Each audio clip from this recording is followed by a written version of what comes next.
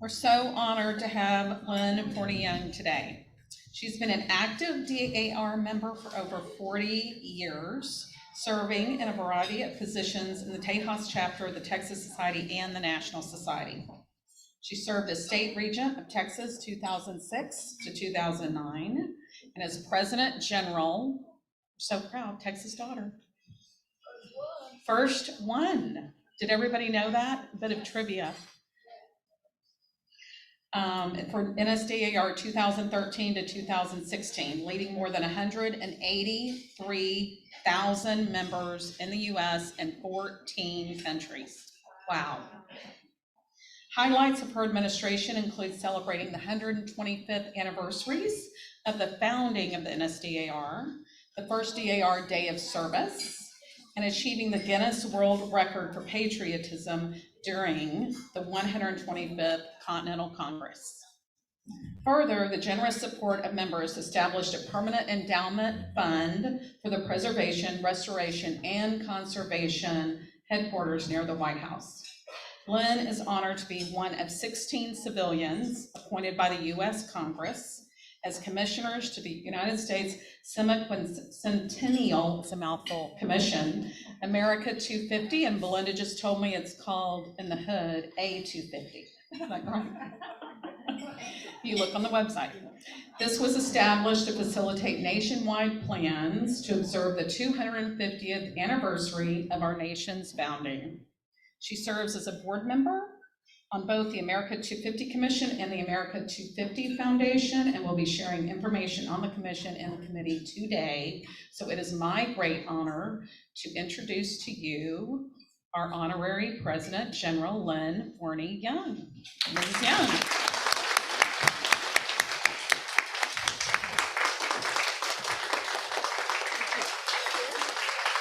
Thank you all so much. Thank you. Please be seated, enjoy your lunch, and be sure and enjoy the cobbler. I can personally recommend it. It's absolutely delicious. And thank you all for the opportunity to return today to Thankful Hubbard chapter. It's always a joy to come here and be with you. And it's always a wonderful time and the delicious food. So I appreciate that opportunity. You may not know, I live on a cattle ranch, and it sure is nice to get dressed up and feel like a girl sometimes. So thank you too that I get to play dress up today. I've had an opportunity to serve with many of your chapter members through the years. I think Carol Castleberry may be the first one I met, and we paged together, and then it has been a few minutes since we did that. But I was on a mission trip in Africa this summer, and I'm finally at the end of the trip talking to another guy that was on the trip, and somehow he said, "What did you do? I mean, what, you know?" I said, "Well, I mostly do DAR." He said, "Oh, the best teacher I ever had was a DAR member. Her name was Betty Bird." Sure enough, he was our Betty Bird. I said, "My Betty Bird?" You know, anyway.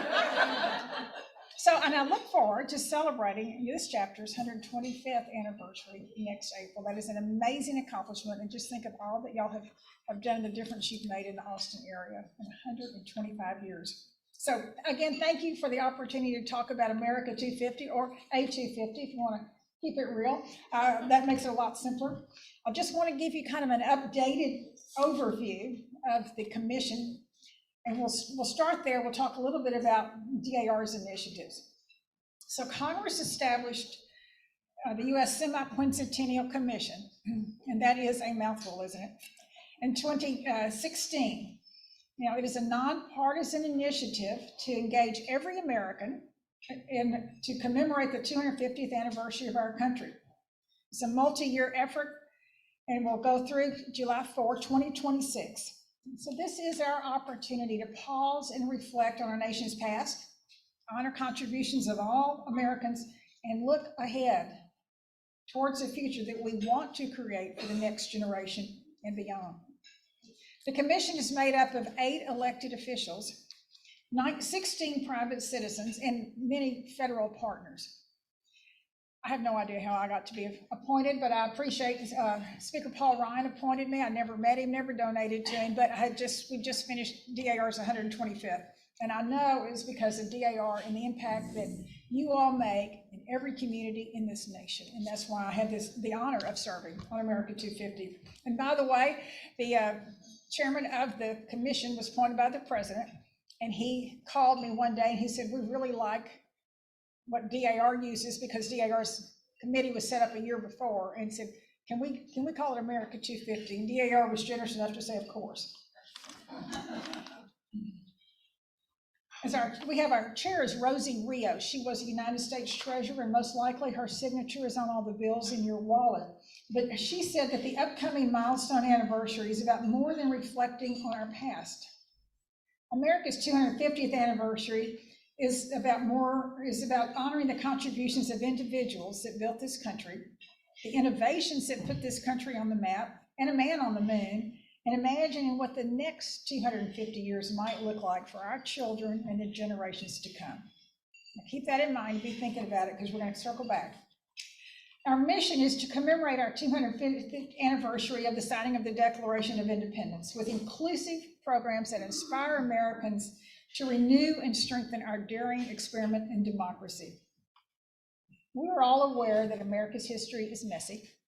We have made our mistakes, but there is room for improvement. So this is our opportunity to learn from the past and improve for the future. I'm headed to DC this week too, and the commission is going to start voting on some of our national signature projects. I'll tell you a little bit about that, and I'd love to hear from you what you think we should be doing on a national level as well. I truly believe if we can work together as a nation, we can make this country better for all Americans, and not just from those who descend from the patriots of the American Revolution. So let us take this opportunity to learn from the past to ensure a better future for the generations to come. Those who cannot remember the past are doomed to repeat it. So today, our nation is 2 years, 8 months, and 25 days away from celebrating the nation's 250th anniversary on July 4, 2026. And what does that mean for chapters? What does that mean for communities and to us as individuals?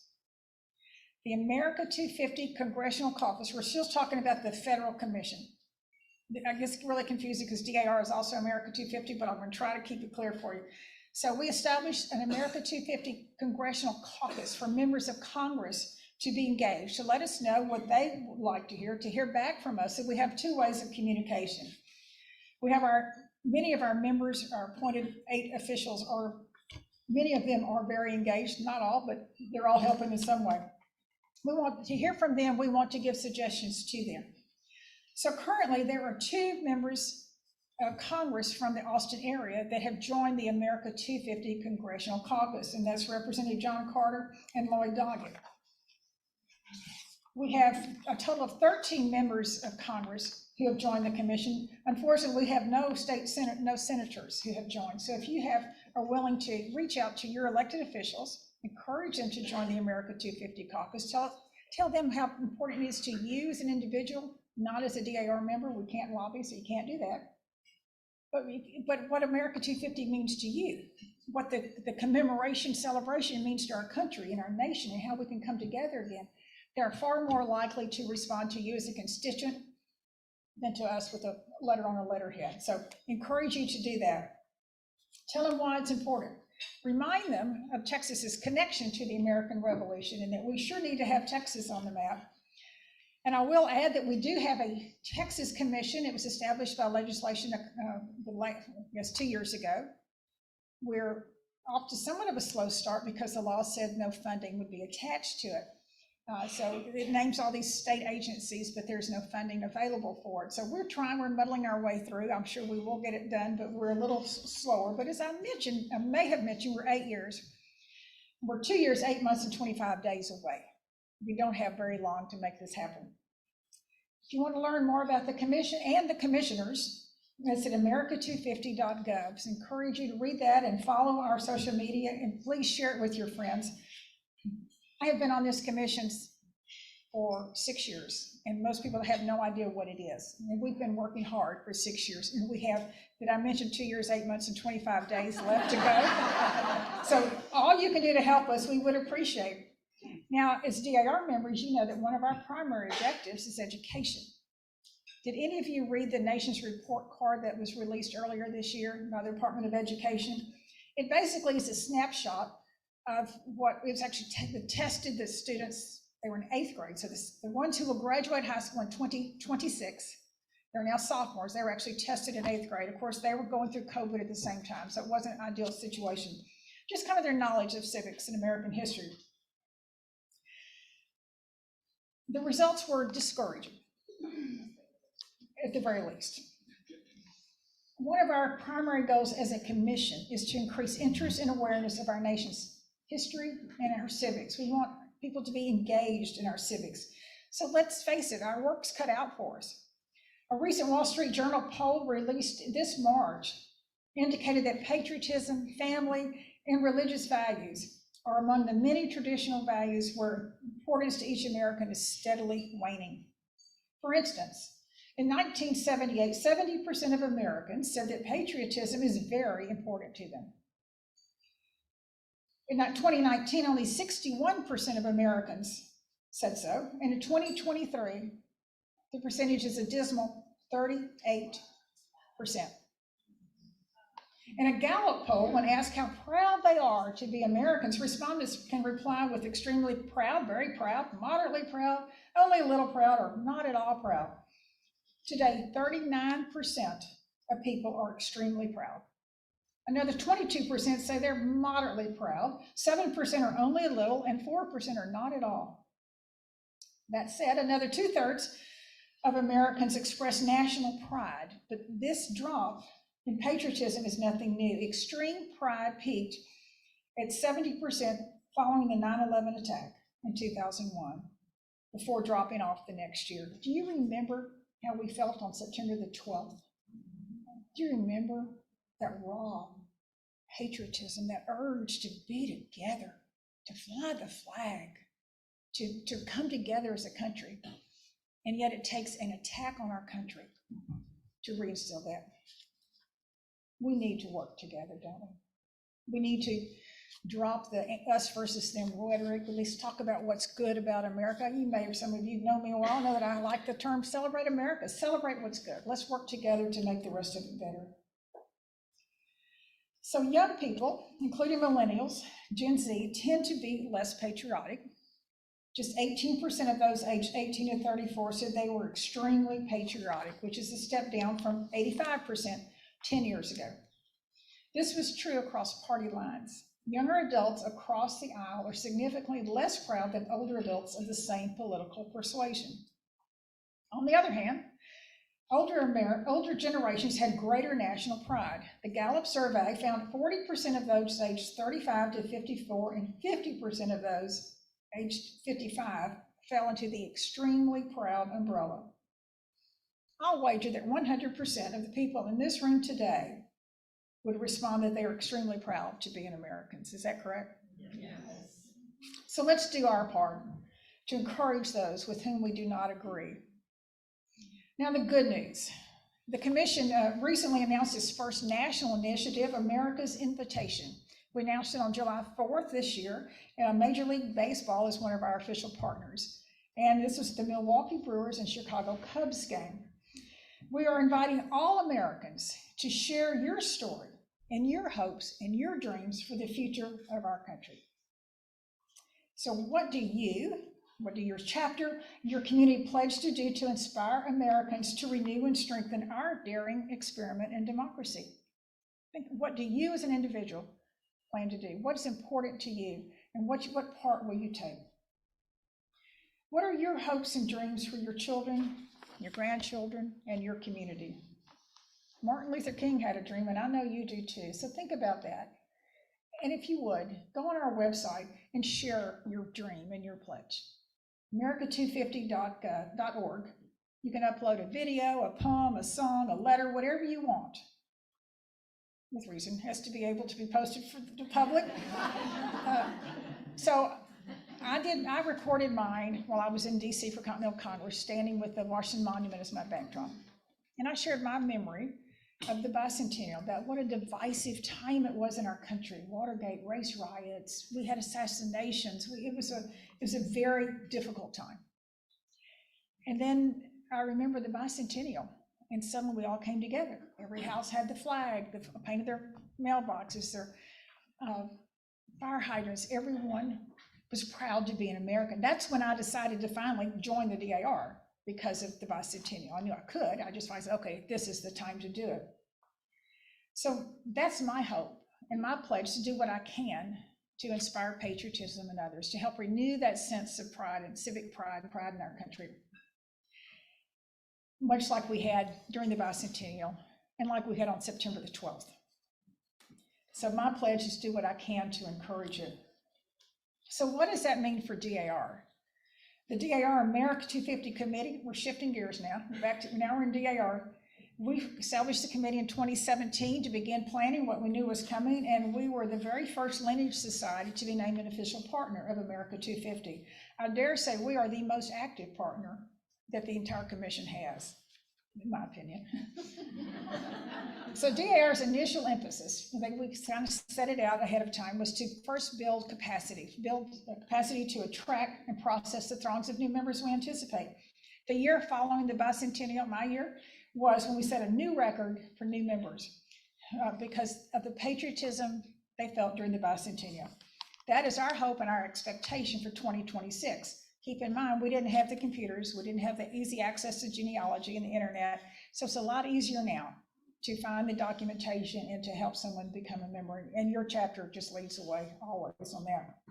What can chapters do now? Well, Catherine Walker West is our national chair. She's absolutely wonderful, has a marvelous webpage full of ideas and resources, including information on the President General's Celebrate Stars and Stripes Forever matching grants program for America250 project.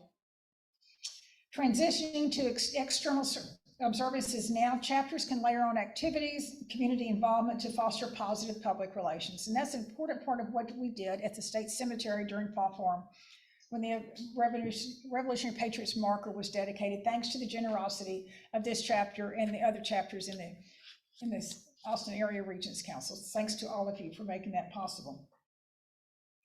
You know, as DAR members, we have an incredible legacy of history and service.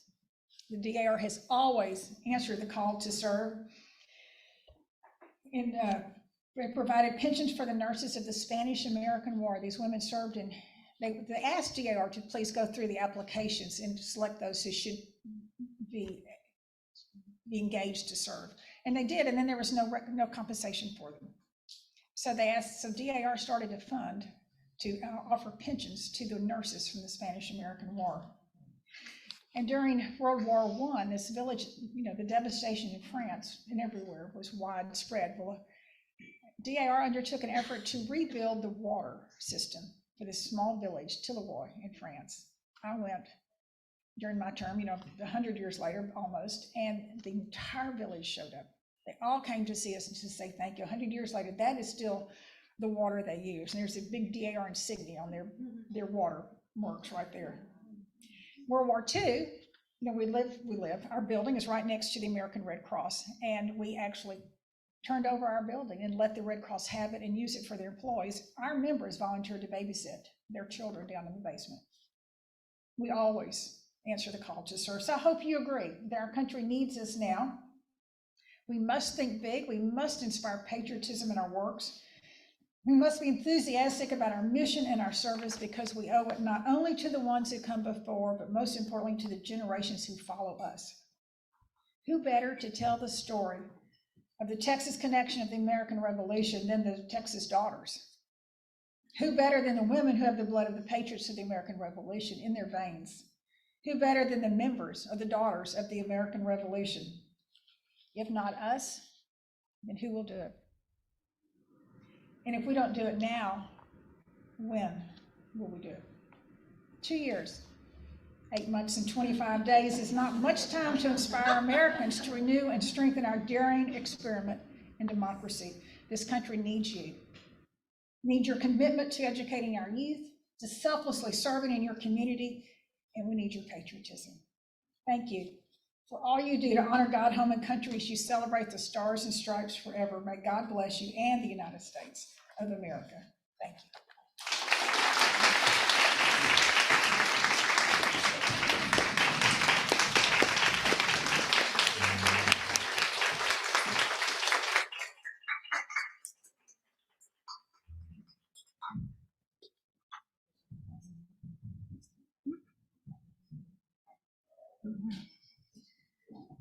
Before we continue our adventure, we have some things for Ms. Young over here. If you wouldn't mind coming right back up.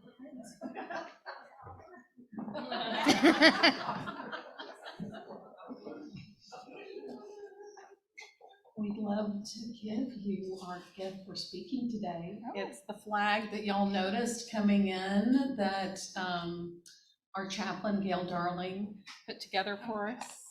It's a yard sign, yard art, and then our beautiful Christmas ornament, which is the stained glass upstairs for the shed. Yes, the DAR helper store. It may have been during my administration. I didn't vote on it, but Thank you for speaking today, and there you go. I appreciate y'all so very much. Before you come up, I'd like to present an honorary citizen for the day to you from the mayor of Austin. Really? And to fulfill, to really embrace the Austin, there's a bunch of temporary tattoos over there. Okay, good. So you can definitely get Don't into smile. the Austin Thank feel. you. Thank you so Thank you so much. much.